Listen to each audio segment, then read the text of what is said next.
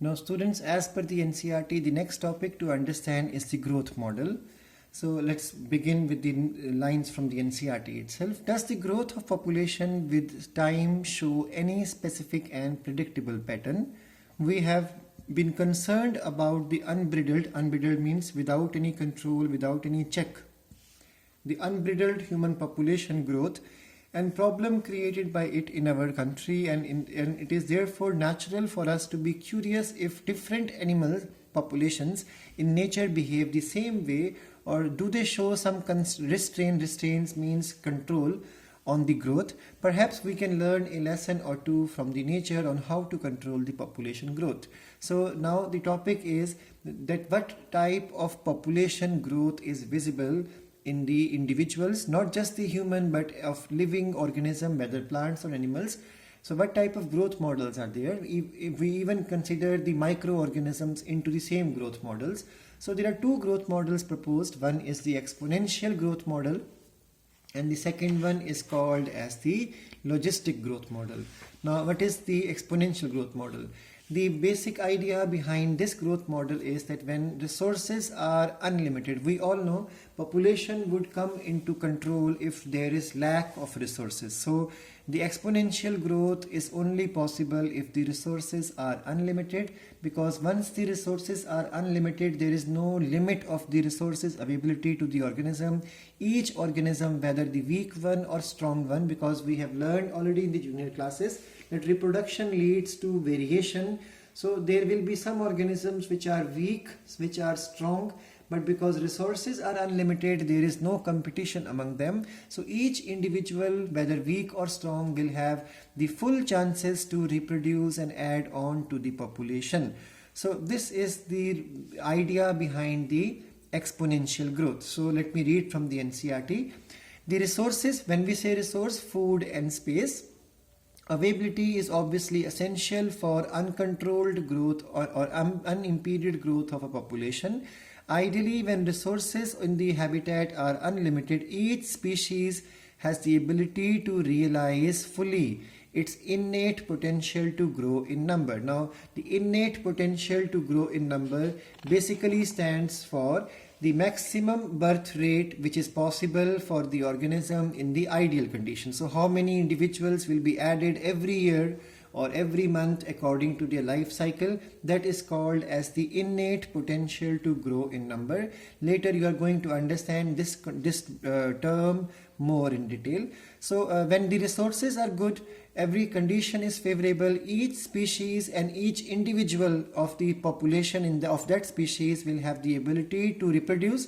Thus they all will contribute to the growth of population, and that is called as innate potential. Innate means from within, that means controlled by the genetics.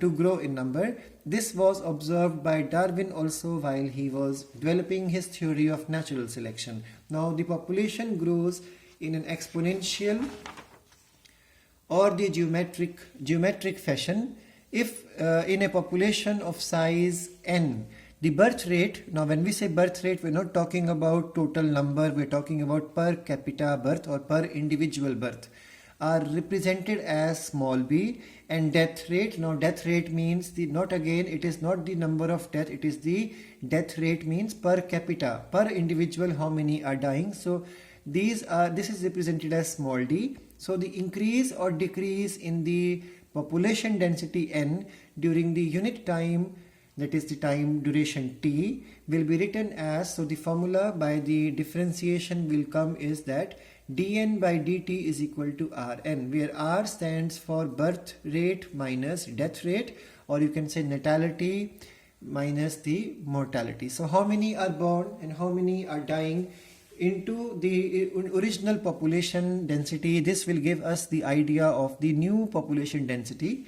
So now the R value, what is R here? R in this equation stands for intrinsic rate of natural increase. What you learned on the last page was innate potential to increase in number, is also called as the biotic potential of population to increase in number, and it is also called as intrinsic rate of natural increase. So how much increase is possible, that depends upon when conditions are all normal, how many are born and how many die. Now, how many are born depends upon the life pattern of the organism. Some produce many, some produce less, some produce a number of times, some produce maybe one time, like monocarpic or individuals. Then we have the concept of mortality rate also, that there are some individuals which are born and after birth they die within few days, some die within few hours. So that is the concept again. And plus there is another concept, how long is the lifespan of the individual. So the death rate could be more if the lifespan is shorter. That means the intrinsic rate of natural increase is different from species to species, and this R value is very important parameter chosen for understanding the impact of any biotic factor change or any abiotic factor change on the population growth. For example, if food is less available, birth rate would also be affected, but the maximum thing affected will be the death rate.